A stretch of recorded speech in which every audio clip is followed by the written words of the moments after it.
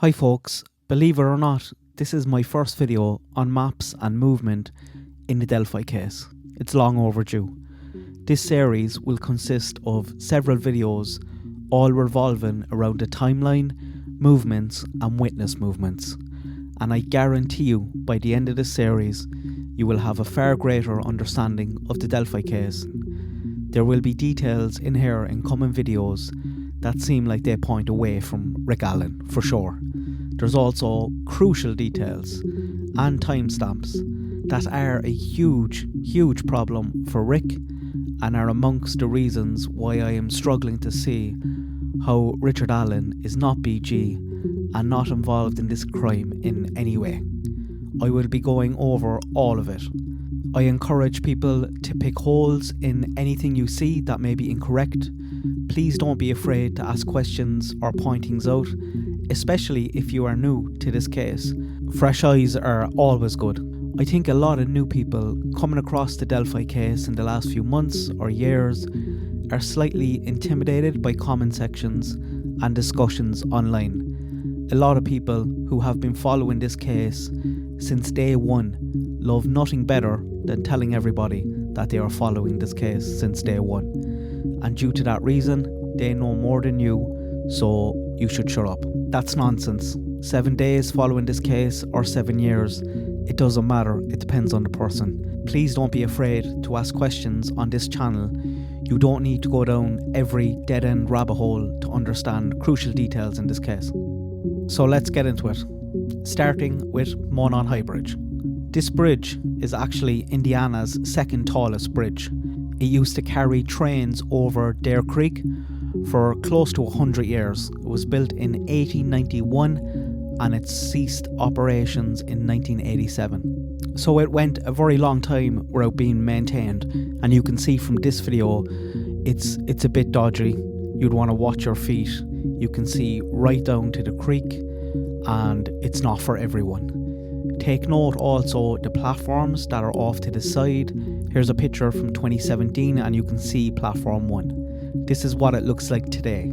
You can't walk across the bridge anymore unless you jump and risk your life, or you could possibly go around the back, but it's not safe. So that's Monon High Bridge. What you see popping up in green now is some key areas of interest in this case. I'm going to go through all of them. Starting with the location of the trail itself, you can see it's northeast of Delphi. Delphi is a small little town population of about 3,000 people. And there's many trails in Delphi. The trail for the Monon High Bridge, you can see from this trail map, actually starts in the city park. And you can walk out to the interstate highway. There's a little car park out there. That's the car park for the Monon High Bridge trail.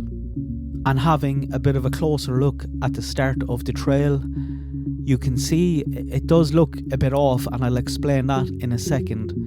But to the left hand side you'll see the railroad bridge. That is a very important location in this case.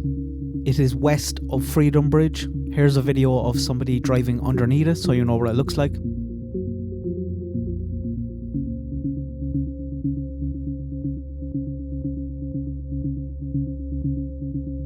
And the road that this bridge goes over was the old main road before they built the interstate. And if I jump back to 2014 on the map, you will see what it looked like before they built the road. And this is how the CPS building became abandoned.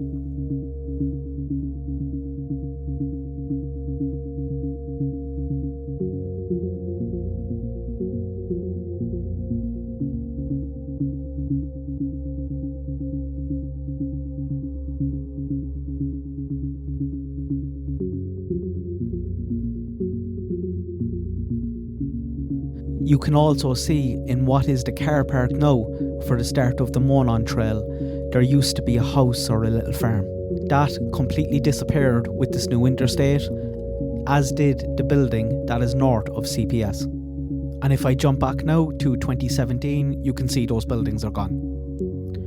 This is a little time lapse of the Freedom Bridge being installed. The bridge was only put in 2015, but the bridge itself is as old as Monon High Bridge. It was originally built in 1897 and it was designed for vehicles going over water. It was dismantled from its location and then it was repurposed here in Delphi. Just east of the Freedom Bridge you can see a little circle, that's what I'm calling Freedom Bridge Circle, and here's some video of what that looked like the day the girls' bodies were found. That is the car park up in the top left.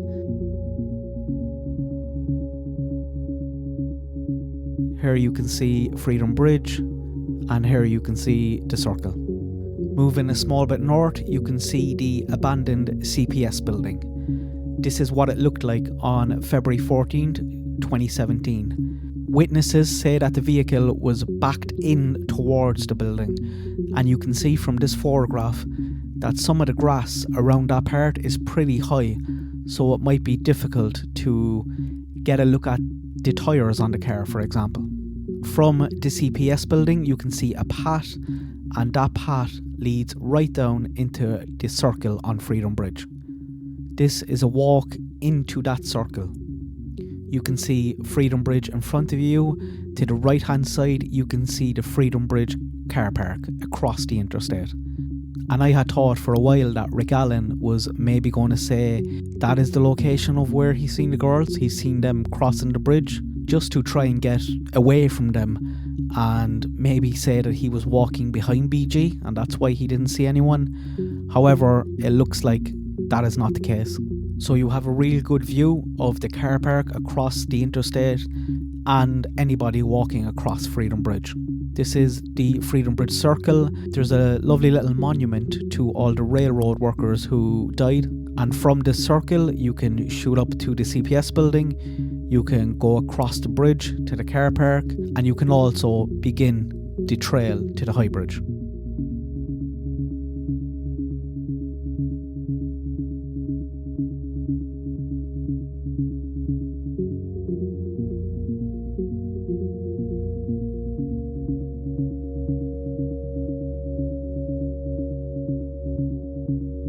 I have it highlighted in brown here. This is what it looks like currently. They've put some tarmac down.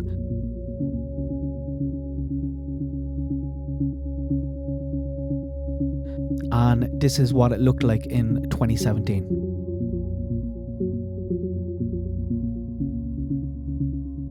And you can see in this one, there's a bench also up on the right hand side.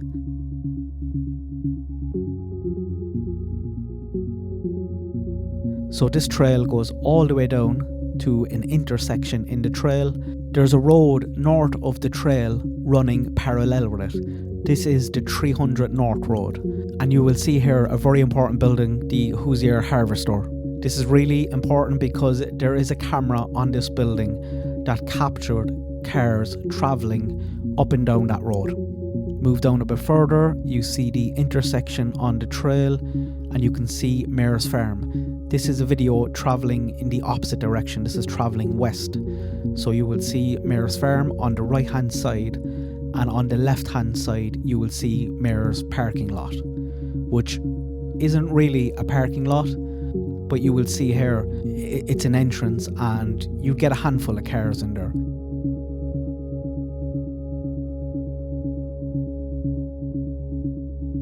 This is somebody walking.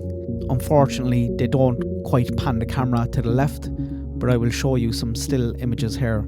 And you can see his car is parked there, so you might get maybe 4 cars parked there. This is the beginning of the entrance from the Mears side. Moving back into the intersection, this is what that intersection will look like if you were coming from Freedom Bridge side. So to the left you have the Mears lot, straight in front of you is the 501, and just slightly to the right is the 505. This is a closer look at the 505 trail. It's in yellow here. It's approximately 6 minutes one way. It's called the 505 because it's meant to be 505 steps, and the 501 is meant to be 501 steps. However, from looking at videos over the years, it seems to take people a bit longer on the 505 than you might expect for 4 extra steps. It's probably because it's a bit of an incline, so it might be due to the uneven terrain. That goes right down and then it kind of turns right down onto the creek. This is what it looks like down there.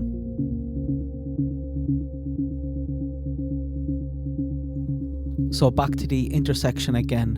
You can see the Mears lot is to the left hand side. I'm going to show you now someone walking in from that side and turning left onto the 501. This is also the same route, the same walk that Abby and Libby took that day.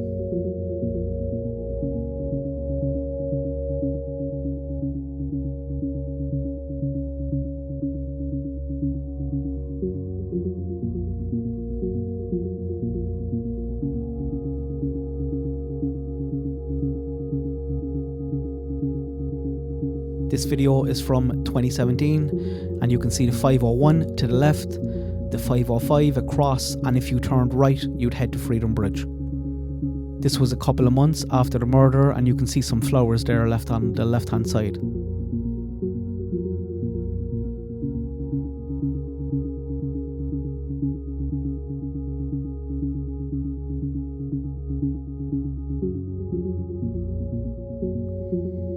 So that's the 501. When you get to the end of the 501, this is what it looked like. And take note of platform 1, because I will talk about that in the next video. It's quite important.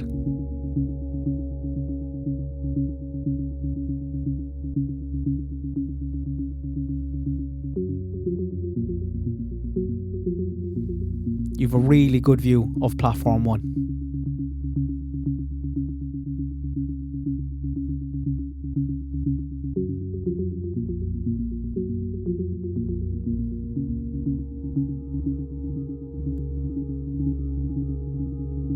This is what it's like to walk across the bridge.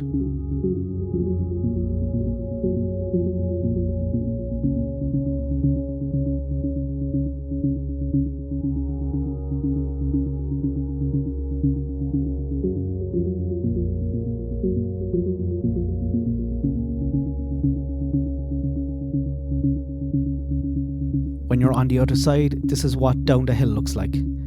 This is where the girls were told to go down the hill. It's quite steep and you'd struggle to go down without slipping on your bum. So let's have a closer look with some timestamps that we know.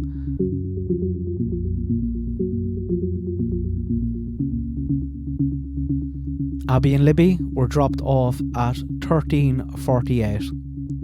We know this because Kelsey's car is captured going west at 13:49. You could easily do that within the same minute, and the PCA, I believe, has Abby and Libby being dropped off at 13:49. I'm just throwing it back 1 minute so you can see which happened first. They walk to the trail intersection and they walk down the 501 trail. Halfway down the 501 trail, they did pass a witness, but I won't be talking about that witness until the next video. At 14:07, Libby posts a picture of Abby on Snapchat.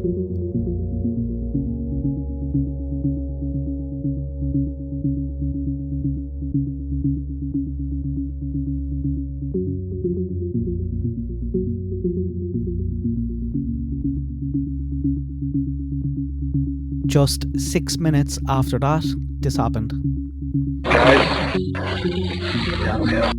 This is down the hill, and you can see the little road on the bottom. It is believed they turned right and went towards the creek.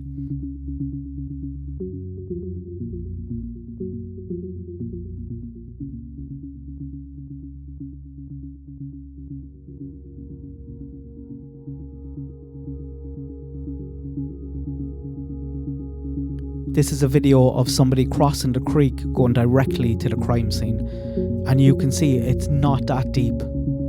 You're obviously not going to get out of it without getting your pants wet, but you don't need to swim across. The bank on the other side to get up to the crime scene is a tough little climb, so I'm not too sure whether they went straight across to where they were found, or maybe they went down and around to make getting up the bank a little bit easier.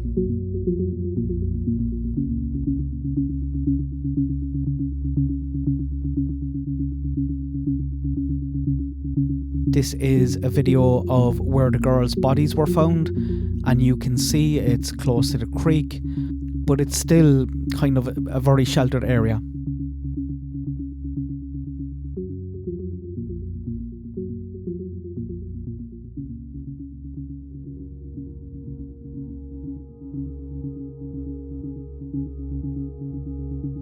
Moving up north, you come to the cemetery. This video is a video of somebody walking down to the crime scene from the graveyard, and it's not a difficult walk at all. It would be a lot difficult if you were to walk, say, on Ron Logan's side, but they called off the dogs when they were on their way, so we don't know for sure what way the killer or killers left the crime scene, but it does seem the most likely because it's the easiest way out. It's also the easiest way in. This graveyard is where you've seen all the photographs from 2017 of where the police cars were parked. That brings you back up onto 300 North Road. You can see the graveyard there on your left hand side. This is the route that the prosecution alleges that BG and Richard Allen took to get back to his car.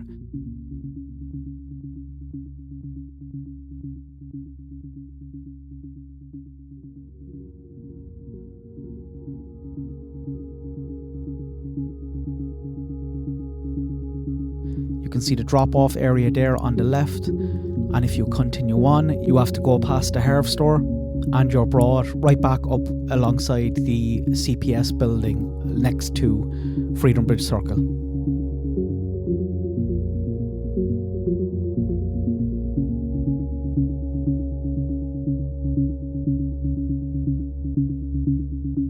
So I'm just going to plug in some of those timestamps and show you the movements. In future videos, there will be witness movements alongside these movements, but I don't have them in here because I think it will get too confusing. So here's Kelsey driving along. She drops the girls off at 13:48.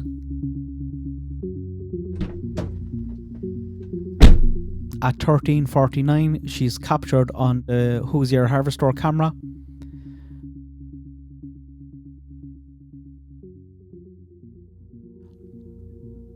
Abby and Libby walk to the intersection and walk down the 501. Halfway down the 501, they pass a witness that I'll show you in the next video.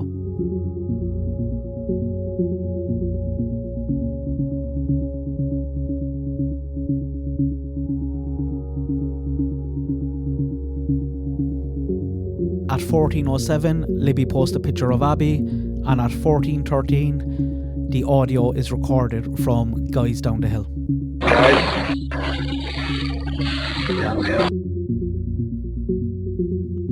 60 minutes after that audio was recorded, Derek pulled up at Mears Intersection.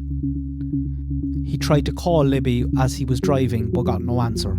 He got out of the car, he walked to the intersection. At the intersection, he met a guy known as FSG. FSG stands for Flannel Shirt Guy. FSG is coming from the bridge. He's coming from the 501 trail. So Derek asks him if he's seen two girls. He says no.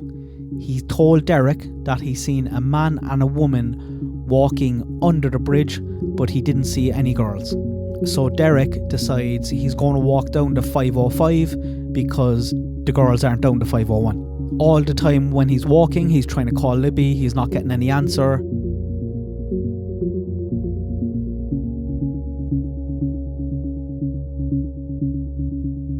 Walks back to the car. He's back there at 15:33 and he starts making more phone calls. Just calling the family, asking if anyone heard from the girls. Still no sign of the girls, so Derek gets out. He goes back to the intersection. This time he walks towards Freedom Bridge. He takes the right turn. He actually catches up with FSG at the end of the trail. No sign of the girls. Derek walks back to the car.